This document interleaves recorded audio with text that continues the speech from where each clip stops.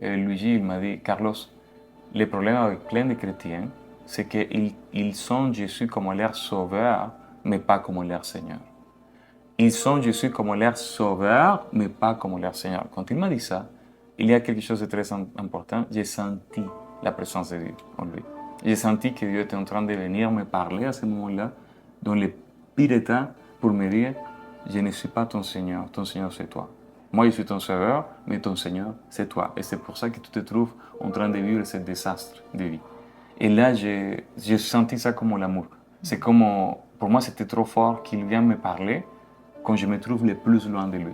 C'est là que son amour m'a conquis.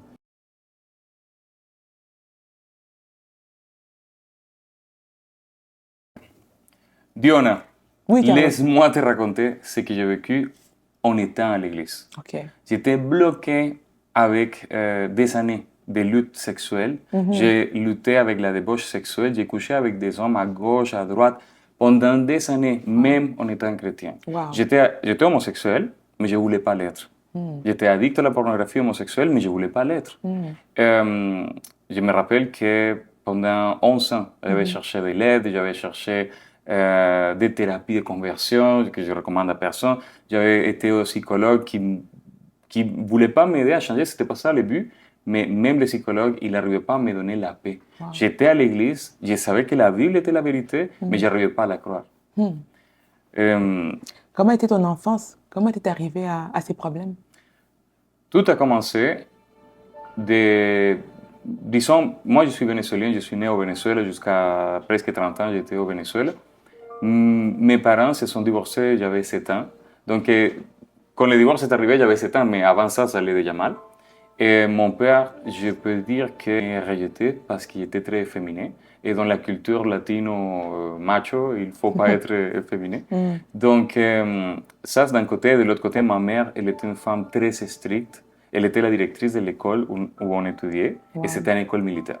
OK. Okay? J'espère que tu as une idée. Okay? Mais à part ça, il y a un autre point que c'est que j'étais abusé sexuellement depuis l'âge de 5 ans jusqu'à 12, de façon régulière, de façon, je ne sais pas, centaines de fois, peut-être 1000 fois dans toutes ces années. Et c'était toujours par des hommes. Je ne peux pas dire que c'était un abus sexuel violent. C'était toujours à travers la persuasion, des jeux. En effet, il appelle ça en anglais grooming. Le grooming, c'est quelqu'un qui va comme te préparer pour aller après accomplir ce qu'il a déjà en tête. Mais toi, comme enfant, tu ne comprends pas ça. Tu es en train juste d'expérimenter, tu es en train de sentir, tu deviens addict à ce que tu expérimentes. Et c'est ça, je me rappelle à l'âge de 12 ans, j'étais complètement addict aux rencontres sexuelles avec des hommes, pornographie homosexuelle. Et j'avais quelque chose que j'avais découvert que je pouvais faire, c'est que j'avais la capacité de regarder un homme, et un regard, deux regards, et tout de suite je savais que je pouvais coucher avec lui. Avant, je pensais que c'était un super power. Maintenant, je comprends que c'est une autre chose. Mais à cause de cette gaydar, ou ce radar gay, comme il s'appelle, comme on l'appelle, j'étais très dans la promiscuité. Okay? À cause de ça, c'était très facile. De l'autre côté, à la maison, je n'avais pas une vraie connexion avec ma mère. Avec mon père, était complètement nul. J'ai détesté mon père. Aujourd'hui, la situation avec eux est différente. Mais c'était très, très difficile. Je me sentais rejeté, je cherchais être aimé. J'ai tombé avec, même dans la prostitution, même je me suis rendu au point où je prenais l'argent en échange de services sexuels. Et là, tu avais à peu près quel âge à ce moment-là? C'est 15 ans. Ouais. L'adolescence. Adolescence. Pour moi, c'était correct parce que j'étais en train de vivre ce que je sentais. Est-ce que tes parents étaient au courant? Pas du tout. Pas du tout. Je savais que ça pourrait être une grosse affaire. Donc, je les gardais toujours en silence. Jusqu'à l'âge de 16 ans, quand je parlais avec ma sœur pour lui dire qu'est-ce que j'ai vécu à l'enfance. Parce que j'ai vu qu'il existait la possibilité que mon frère plus petit ou mes cousins les plus petits, ils pouvaient être aussi abusés sexuellement. Donc, je parlais pour les sauver, si on peut le dire d'une façon. Mais en même temps, j'ai profité pour faire mon coming out, pour sortir du placard. J'ai dit, écoute, c'est ça que j'ai vécu dans l'enfance, mais en même temps, je vais vous annoncer que je suis homosexuel. Je me rappelle très bien que ma mère, quand elle l'a su, elle m'a demandé pardon parce qu'elle ne s'est jamais rendue compte. Et c'est normal, quelqu'un qui ne manifestait aucun signe de violence, c'était difficile pour les parents de se rendre compte que c'est en train de se passer de l'abus. C'est pour ça que j'ai dit que c'était un abus sexuel pas violent. Et donc, elle m'a demandé pardon. Et par la suite, elle m'a posé une question qui m'a fait un avant et après. Parce qu'à ce moment-là, je m'acceptais, je pensais que j'étais né homosexuel, je pensais que c'était bien ce que je sentais, vivre selon ça, même si les gens allaient me rejeter. Parce qu'il y a du rejet, il y a de l'homophobie. Mais ma mère m'a posé une question qui m'a fait changer tout. Elle m'a dit, Carlos, quoi si tu aurais été jamais abusé sexuellement? Est-ce que tu serais homosexuel? Là, malgré que la psychologie dit qu'on est né comme ça, ou que l'abus sexuel n'a pas nécessairement un rapport avec l'orientation sexuelle, même que tout le monde dit n'importe quoi, moi, dans ma tête, j'ai dit, peut-être, si j'aurais jamais expérimenté toutes ces choses que j'ai expérimentées dans mon enfance, peut-être je n'aurais pas ce désir d'être avec des hommes. Donc, là, j'ai commencé comme à donner la place à cette question, même si je n'avais pas la réponse, j'ai accepté la question. Quoi si j'aurais jamais expérimenté aucun plaisir avec des hommes pendant toute l'enfance? Est-ce que je serais différente? Est-ce que j'aurais une orientation sexuelle différente? Là, je me rappelle que par la suite, elle m'amène au psychologue parce qu'elle voulait traiter les dommages de l'abus sexuel. Et la psychologue, elle m'a dit, Carlos, ça serait intéressant que ta vie ne soit pas le résultat de la décision de quelqu'un d'autre dans ton enfance. Si tu vas être homosexuel, que ce soit ta décision, mais pas parce que quelqu'un t'a forcé à avoir des rapports sexuels et du plaisir sexuel avec des hommes. Donc, à partir de ce moment-là, même si elle m'a dit, même je veux juste que tu sois en paix à l'intérieur de toi et qu'après tu décides qu'est-ce que tu veux être. Mais moi, j'ai pris une décision à l'intérieur de moi. J'ai dit, écoute, je vais changer. Je me suis dit, je vais changer. Tu voulais devenir hétéro? Je voulais être hétérosexuel. À partir de ce moment-là, ni ma mère, ni la psychologue, ni personne n'était en train de me pousser. J'ai compris à l'intérieur de moi, c'était ça ma pensée, que si j'acceptais que j'étais homosexuel, j'ai donné raison à ceux qui m'ont abusé dans l'enfance. Donc, je me mis à quoi? Je me forçais maintenant à changer. Je ne veux plus être homosexuel, je veux être hétérosexuel. C'est là où je dirais que l'enfer a commencé. Pourquoi? Wow. Parce que à tout ça, il faut faire le point. J'étais athée. Je ne croyais pas en Dieu. Je n'avais pas aucune relation avec Dieu. Je me moquais de Jésus. Je faisais des blagues. À la maison, on utilisait la Bible juste pour jouer des choses spirituelles, sorcellerie, des choses comme ça, mais aucune importance pour nous, la Bible. Donc, j'étais athée. Ma mère était prof de biologie, de chimie, physique. On était très sciences à la maison. Donc, aucun besoin d'être avec Dieu. Mais en étant athée, je veux changer. Et là, je me rappelle que je suis allé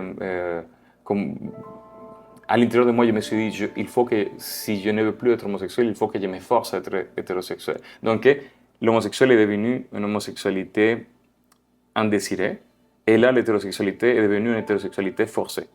Okay? Maintenant, qu'est-ce qui arrive, c'est que quand j'avais des rapports avec des hommes, je me sentais mal parce que la question était toujours là. Et quoi si j'aurais jamais vécu ça?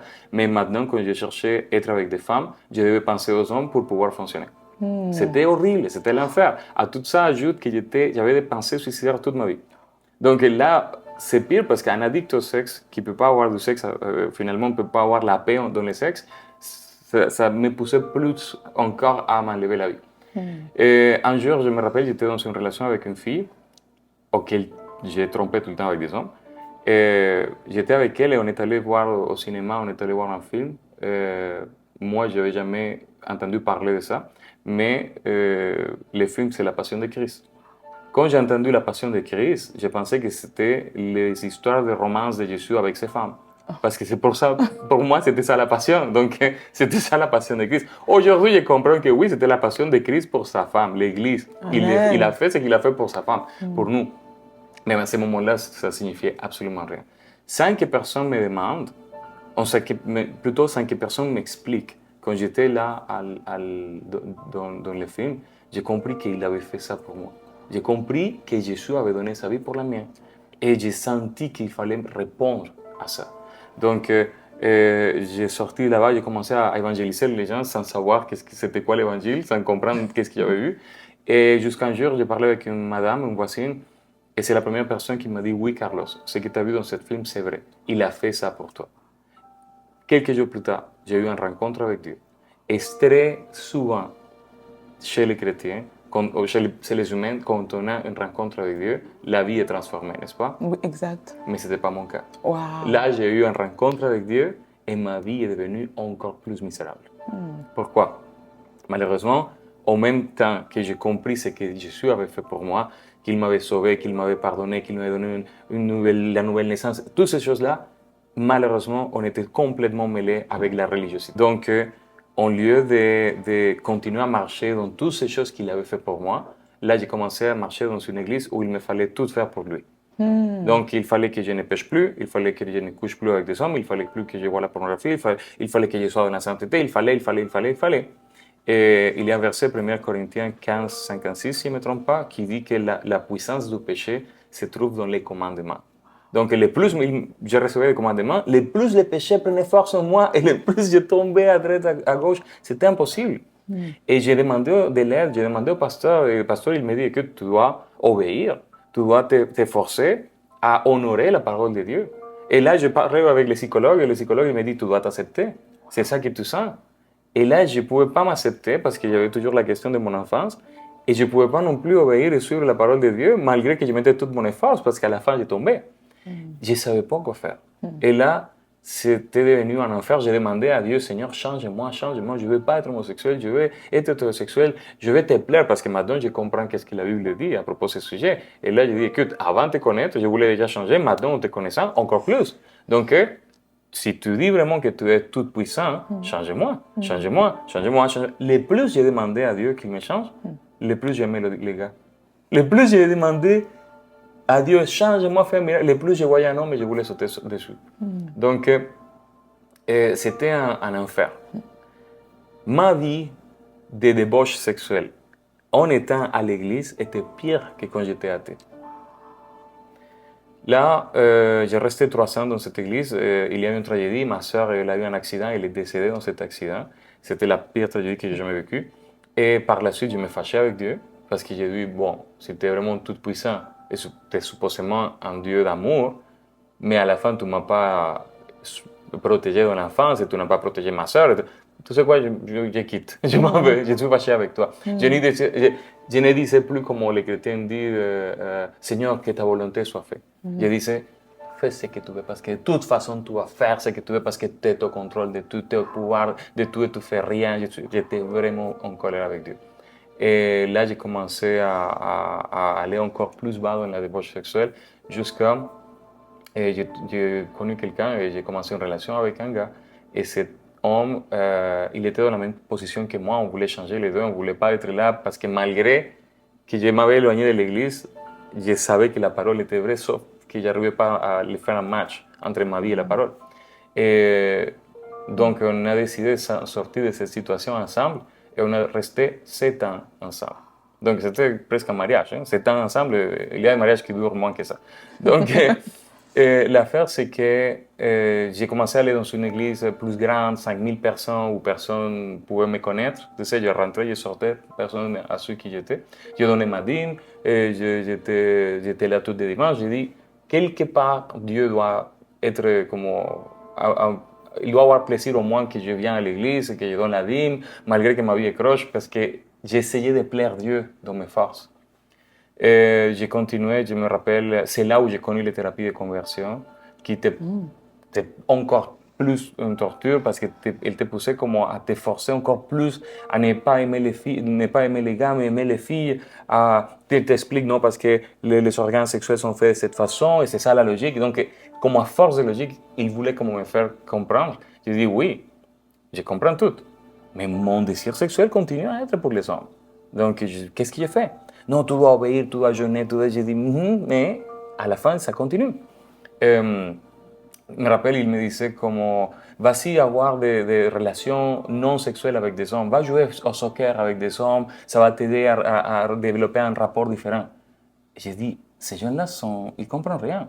J'étais addict à la pornographie homosexuelle. Et là, tu m'envoies jouer avec des hommes en shorts, tout sué. Ça marche pas. Donc là, je me rappelle, j'ai quitté ça. Et de plus, tu te sens encore plus coupable, plus coupable, plus coupable. Tu sens encore plus de poids dans ton cœur. Et, et là, je me rappelle que, bon, j'ai laissé tomber tout ça. Je déménage ici au Québec. Au Québec, la relation avec cette gars, c'est fini.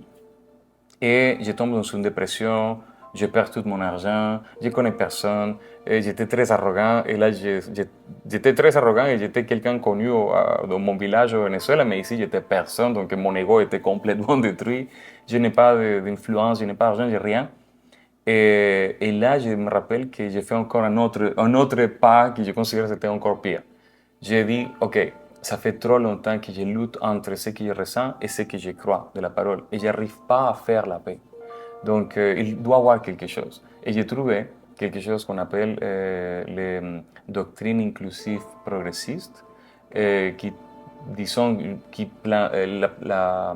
l'idée c'est que je pouvais être gay, homosexuel, gay chrétien, je pouvais être homosexuel chrétien.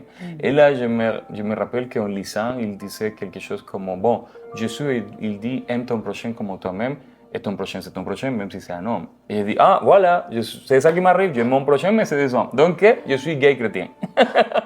Donc, c'était drôle, parce que la vérité, c'est que je ne croyais pas.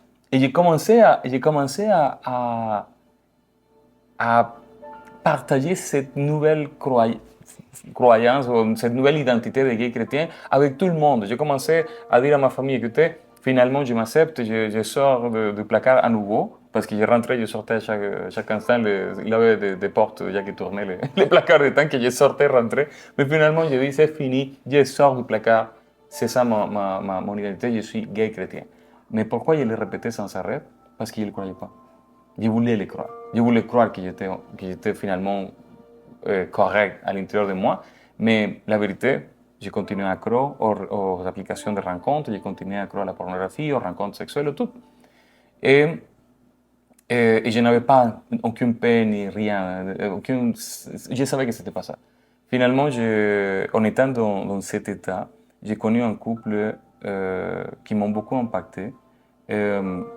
Parce que sans m'évangéliser, sans me parler de Dieu, sauf parce que j'ai vu la relation que Jubilis et Léo, eux, ils avaient avec Dieu, juste voir comment, c'est comme si Dieu sortait de eux, ça m'a fait désirer connaître Dieu comme eux, ils le connaissaient.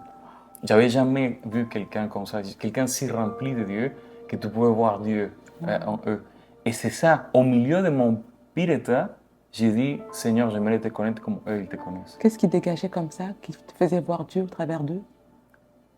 À quel point c'est comme qu'eux, ils marchaient tout le temps dans l'esprit. Ils étaient tout le temps comme... le monde pouvait tomber sur eux, et eux, ils disent, on connaît notre Dieu est tellement bon, il est tellement... Puis il les vivait, c'est pas juste des mots morts, c'était une vérité.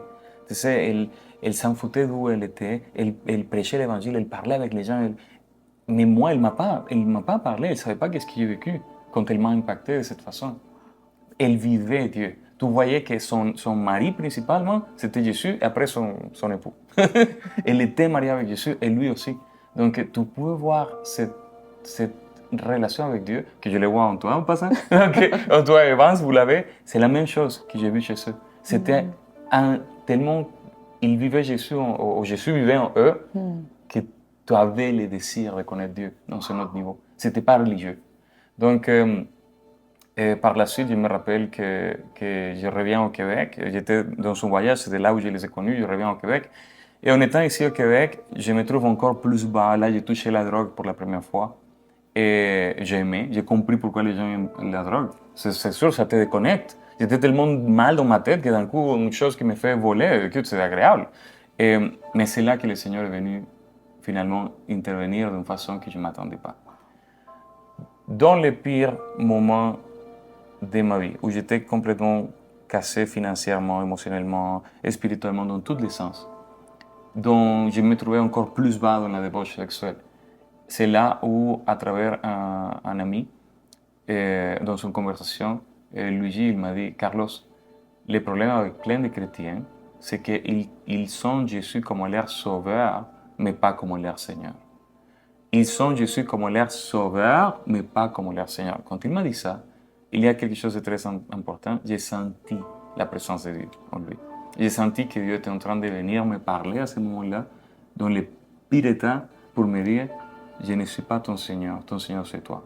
Moi, je suis ton sauveur, mais ton Seigneur, c'est toi. Et c'est pour ça que tu te trouves en train de vivre ce désastre de vie. Et là, j'ai senti ça comme l'amour. C'est comme, pour moi, c'était trop fort qu'il vienne me parler quand je me trouve le plus loin de lui. C'est là que son amour m'a conquis.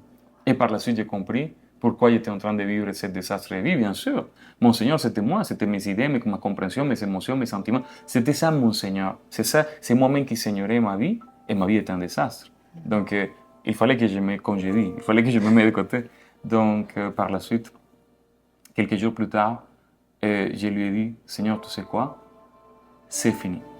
Si tu me changes ou tu ne me changes pas. Si je veux être homosexuel, asexuel, hétérosexuel, je m'en fous, je mets tout de côté. J'ai détruit ma vie. Je veux juste te suivre, deviens mon Seigneur. Au nom de Jésus, Amen. C'était la première fois, Diona, que j'ai dit à Dieu, je m'en fous de ma vie. Si tu me changes, tu ne me changes pas. Si je veux être gay ou pas. C'était la première fois que je soumettais mon désir de changer par-dessus ses pieds. C'était la première fois où ce n'était plus à propos de ma vie, c'était à propos de lui. La parole dit, Matthieu 16, 25, et ça le répète plusieurs versets, les mêmes versets se répètent 6 fois dans les évangiles. Celui qui veut garder sa vie va la perdre, mais celui qui perd sa vie à cause de moi va la trouver. Toutes les années que j'étais après mon changement, mon désir de changer, d'être hétérosexuel, d'avoir ma famille, ma vie, mon futur, j'étais focalisé sur ma vie. Et focalisé sur ma vie, je l'ai perdu. Quand j'ai mis ma vie de côté juste pour lui suivre, c'est là où je l'ai trouvée. Je l'ai trouvée, mais je l'ai trouvée d'une façon que je ne m'attendais pas. J'ai trouvé une vie en Jésus qui n'avait pas rapport avec toutes les choses que j'avais pensées ou expérimentées dans mon passé. Je ne savais pas que mon désir de changer, c'était une idole. Je pensais que Dieu voulait que je change. Et ce que Dieu voulait, c'était mon cœur. Mais je ne le savais pas. Et à l'église, ils m'ont toujours pointé à changer, au lieu de me pointer à m'abandonner. Et c'est juste quand je me suis abandonné qu'il a fait des miracles. 2 jours plus tard, des miracles se sont passés. Je ne peux pas raconter ça ici, c'est trop long. J'écris un livre, j'ai d'autres vidéos où je partage. Est-ce que tu peux nous parler de ton livre que tu as écrit? Oui, il s'appelle Inexplicable. Il sort en français cet été. Et dans le livre, je n'explique pas mon témoignage parce que mon témoignage, c'est en vidéo. Le livre, c'est plutôt pour renouveler la pensée. Parce que c'est ça que j'ai expérimenté par la suite. J'ai vécu un miracle, mais le miracle, il ne va pas te faire vivre une nouvelle vie. Le peuple d'Israël, il a vécu beaucoup de miracles quand ils sont sortis d'Égypte. Mais dans leur cœur, ils sont retournés parce qu'ils n'avaient pas changé la façon de penser. Donc, une fois j'ai expérimenté le miracle, j'ai eu une délivrance, l'attirance, le désir d'être avec des gars est disparu même au point d'être très dégoûtant. Là, j'ai dit, OK, il faut que maintenant je me remplisse de la parole, mais j'ai dû renoncer à tout ce que je connaissais de Dieu, parce que j'avais été trop religieux. Donc, Dieu a commencé à se révéler à moi dans toute une nouvelle façon. Donc, il est devenu vraiment mon père. Jésus est devenu mon mari. Saint-Esprit est devenu mon aide idéal. On est devenu un. Et j'ai commencé à grandir dans ma relation avec lui, à comprendre tout ce qu'il avait fait, pourquoi j'avais été mal pris pendant des années, à cause que je n'avais pas compris tout ce qu'il avait accompli pour moi à la croix, tout ce qu'il avait accompli pour moi à la résurrection, que j'avais une nouvelle nature, que j'étais une nouvelle création, que j'avais sa génétique spirituelle, selon 1 Jean 3,9, qu'il m'avait coupé la nature de chair, comme le dit Colossiens 2,11, qu'il m'a fait selon sa justice et sainteté, Ephésiens 4,24, parce que je ne croyais pas à la vérité de tout ce qu'il avait accompli pour moi. Là, je vivais une vie complètement loin de lui. Donc, tout ça, j'explique comment rénover la pensée, comment faire face aux tentations, comment faire face à la chair quand la chair vient te parler, comment reposer, surtout reposer, parce que tant des années à lutter, finalement, je repose. Je repose sur quoi? Sur ce qu'il a fait. Je repose sur son amour, je repose sur sa victoire, je repose dans ce que lui, dans ses forces, il a accompli. Donc, mon seul effort, c'est de reposer. C'est là où je reste aujourd'hui. Et c'est ça qui s'est passé par la suite. Après cette rencontre avec Dieu, que j'ai soumis ma vie. Parce que Jésus, tu l'as fait sauveur par une prière, mais Seigneur par obéissance. Seigneur, tu ne peux pas faire Jésus Seigneur par une prière. La Seigneurie de Jésus, c'est vraiment de soumettre ta pensée et lui laisser te guider dans ta pensée, dans cette nouvelle vie qu'on a ici. Quelles sont les blessures émotionnelles que tu as réalisées que Dieu a guéries? Je ne savais pas en passant qu'il était blessé. C'est la première chose. Je ne savais pas qu'il y avait des blessures de rejet, qu'il y avait la codépendance affective, que je n'ai pas vécu l'abandon, mais si je pointe ces deux principales, c'était le rejet et la codépendance affective. C'était des blessures qui ont devenu comme des lunettes. Donc, je voyais ma vie, le monde, tout, même Dieu, à travers ces blessures que j'ai reçues dans l'âge enfant. Et ça, c'est des choses qui m'ont accompagné même après ma rencontre avec Dieu. Dieu a beaucoup réglé, beaucoup arrangé des choses dans mon cas, mais il y avait un moment donné où je ne savais pas qu'il me fallait guérir, et c'est là où j'ai fait face à la blessure. Elle est apparue dans toute son splendeur.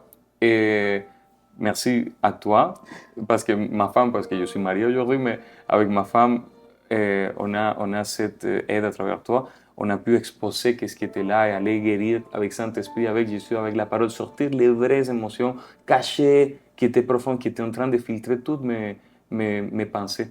Et je ne le savais pas. Et une fois la vérité a été exposée, je trouve encore plus de liberté en Jésus. Je suis plus libre encore de reposer et de vivre dans cette nouvelle vie qu'il a donnée pour moi. Et comment tu vis aujourd'hui? J'imagine que tu vas nous expliquer que maintenant, bon, tu as eu cette délivrance par rapport à la vie À la débauche d'homosexualité. sexuelle, oui. Et aujourd'hui, comment tu vis? Raconte-nous. Qu'est-ce que Carlos est devenu aujourd'hui? Ok, j'ai compris plusieurs choses.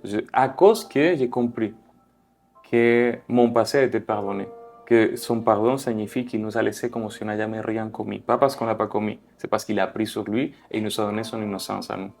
Quand j'ai compris ça, j'ai dit, ok, donc mon passé, de toutes les choses que j'ai fait, parce que j'ai couché même avec plus que 600 gars, j'ai eu des rapports sexuels avec plus de 600 gars, 600 hommes adultes. Qu'est-ce qui veut dire par ça, c'est si d'un coup je me vois juste à travers mes expériences, c'est sûr que ça va me pousser à le refaire. Et c'est ça qui m'est arrivé pendant des années. Mais quand j'ai compris qu'il m'avait effacé mon passé et qu'il m'a laissé comme si jamais rien fait, j'ai dit, oui, c'est ça ton pardon, Seigneur, donc je l'accepte. C'est ça que tu veux que j'accepte, je l'accepte. Tu m'as pardonné, j'accepte que tu m'as pardonné. Quand j'ai compris que la nature du péché avait été coupée, j'ai arrêté de lutter contre quelque chose qui n'était pas là. En Deutéronomie 36, le Seigneur 36, le Seigneur promet qu'il va couper la chair du cœur de l'humain. Et en Jésus, c'est accompli en Colossiens 2:11. Donc, je dis, ok, donc je n'ai pas une nature de péché contre laquelle je dois lutter. Quand j'ai compris que le péché n'a plus pouvoir sur ma vie, Romains 6:6, j'ai dit, mais alors, tu nous as fait libres. Quand j'ai compris qu'il nous a fait être nés de lui avec sa nature, sa semence, 1 Jean 3:9, j'ai dit, alors Seigneur, je suis libre. Là, dans la mesure que j'ai commencé à m'approprier de la vérité de cette façon, là, les pensées de péché, c'est dissoudre. Okay? Les désirs, ils peuvent revenir des fois la chair, parce que la chair est toujours là. La chair, c'est comme un parasite. Elle est toujours là. Elle peut me parler. Et là, qu'est-ce qu'il dit? Quand la chair vient me rappeler de mon passé, qu'est-ce qu'il dit? Je ne sais pas de quoi tu parles. Je t'ai jamais là. Jésus m'a laissé comme si jamais était là. Quand la chair me dit, ah, va faire cette autre chose, je dis, non, mon esprit n'est de nouveau, il ne peut pas produire ça, il a la génétique de Dieu, alléluia. Et là, je repose dans cette vérité et je vis une liberté juste parce que je repose dans ce qu'il a fait pour moi.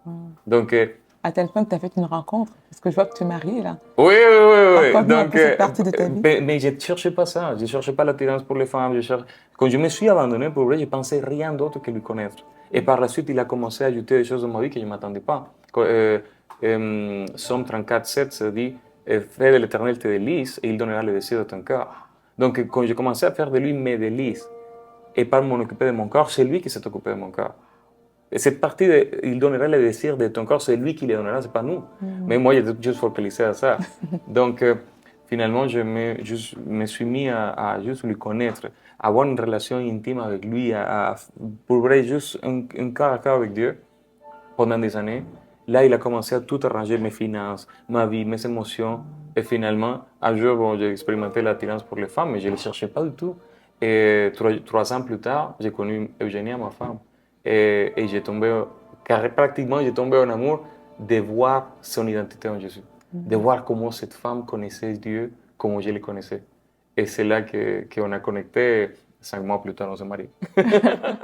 Et aujourd'hui, ma vie n'a pas rapport avec mon passé. Je dois m'efforcer pour me rappeler des choses que j'ai vécues parce qu'elles n'existent plus. Une très belle histoire. Très enrichissant, très Amen. bénissant. Quel conseil donnerais-tu à une personne qui traverse une situation similaire à celle que toi tu viens de nous partager? Si tu vis dans une débauche sexuelle et que tu connais Dieu, que tu connais la parole, je t'invite frontalement à mettre toute ta lutte sexuelle de côté. De ne plus penser si tu pêches ou tu ne pêches pas. Juste mets ça de côté et juste focalise-toi à comprendre tout ce que le Seigneur a accompli pour toi à la croix et à la résurrection. Tu vas te rendre compte que ton péché, ce n'est pas le problème. Que le problème, ce n'est pas la sexualité et la débauche. Le problème, c'est l'incrédulité.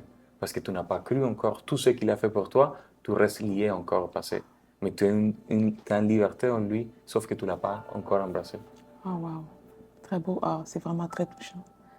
Est-ce que tu pourrais prier pour que le Seigneur vienne en aide et restaure les personnes qui regardent cette vidéo et qui ont besoin de cette touche, de cette rencontre justement avec Dieu pour qu'ils puissent venir les guérir? Amen. Amen.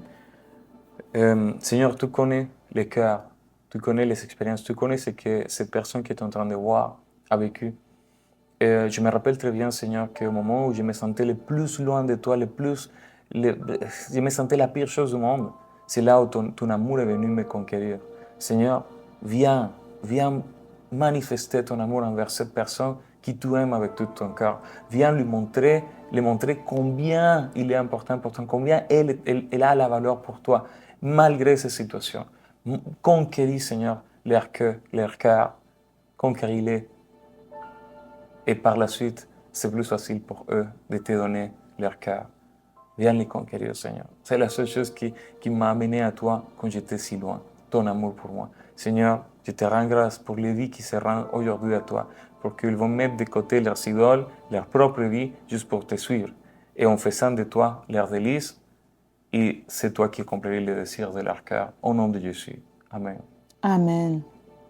Merci Carlos de m'avoir raconté ton histoire. Vraiment, une histoire très bénissante. Ça m'a fait plaisir.